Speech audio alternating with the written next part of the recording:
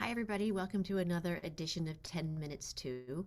This is where we take tips and tricks, things we hope will be useful to you, and we distill them down to a presentation that's 10 minutes or less and hopefully 10 slides or less. So today's topic, let me share out my screen with you, is all about dealing with reviews.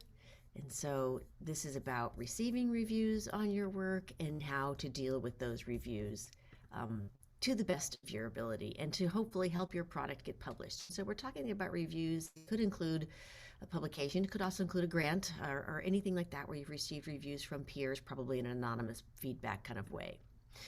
So one thing I want to acknowledge right up front is reviews are almost always a little painful. And this is due to the nature of academia. Reviews are meant to provide you with hopefully constructive feedback, but things that are meant to be changes to improve the manuscript. This means that they're necessarily often negative in nature because they're changes that they want you to make.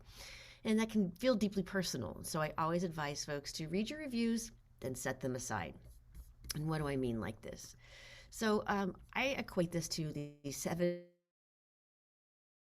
dealing with your review. The first stage is pretty obvious anger here, but then you're going to go through, or sadness, then you're going to go through anger and a little bit of confusion, maybe anxiety. This is the time you do not want to be rereading those reviews. Wait until you get to this kind of yellow period here and out of the red zone where you can be kind of meh about your reviews. Now it's time to open them up and start reading them.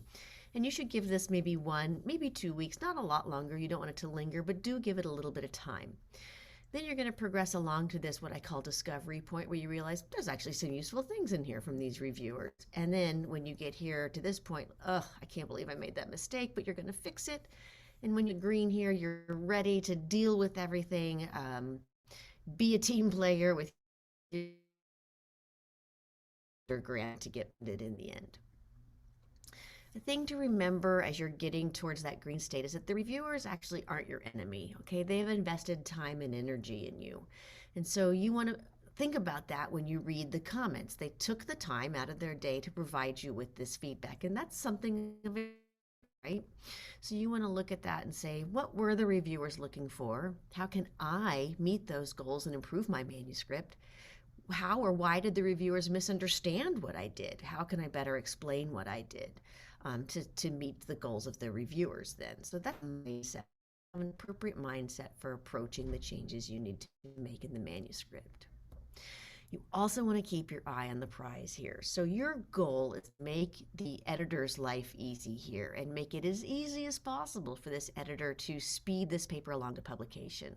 So what can you do in the revision process to make it easy for the editor, to make it obvious the changes you've been made, that you've taken the spirit of the reviewers to heart, and to get that paper along to publication or get that grant funded?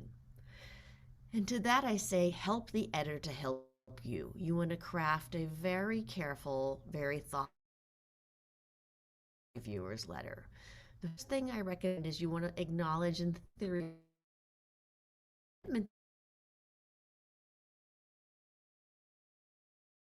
to that.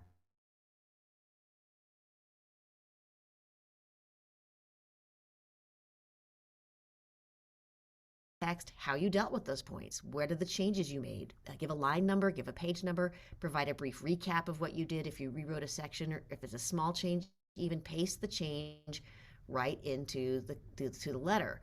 Again, make it easy for the editor to see the work that you've done and how seriously you're taking this. Lastly, there will be times when you feel like you can't make the changes the reviewers suggested. I highly advise you do not argue, do not start a battle. Editors do not want to be in the middle of a battle. Instead, suggest changes you have made that can strengthen your position or better help readers understand why your way is the correct way. And you want to do this fairly carefully. So here's an example, a typical approach. What someone might write in their letter is, reviewer 1 does not understand the analysis and is not correct in the recommendation. Would not advise this approach. A better approach is for you to write something like, we failed to provide sufficient explanation so that everyone could fully understand the need for our approach. And I have added text and citations at line, give the location so that the readers have a clear understanding. So take responsibility for the reviewer's misunderstanding and suggest to the editor how you have clarified this so that other readers will not make the same unfortunate mistake, right? Don't call the reviewer an idiot. Put it on you to do a better job of explaining and making sure that other folks don't misunderstand in the way that reviewer one has misunderstood. Set yourself up for success here too. So I have a list here of things you really want to avoid, and big on this list is guessing who your reviewers are. We all tend to want to do this. It is a losing proposition. You will only start to frustrate yourself and get angry at your peers who may not be responsible for the comments that have upset you.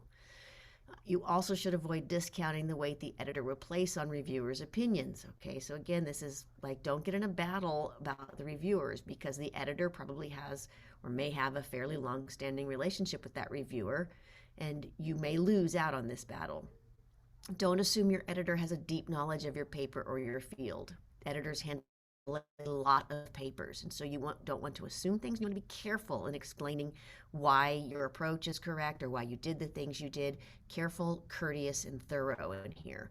Again, help the editor make an easy decision. And lastly, don't make the editor feel like an idiot. This happens more often than you'd think. It's not a good strategy for helping the editor get your paper through to publication. So those are my tips and tricks for dealing with reviews and how to handle those. Of course, at any time, if you have questions, don't hesitate to reach out. And thanks for joining us for another 10 minutes too.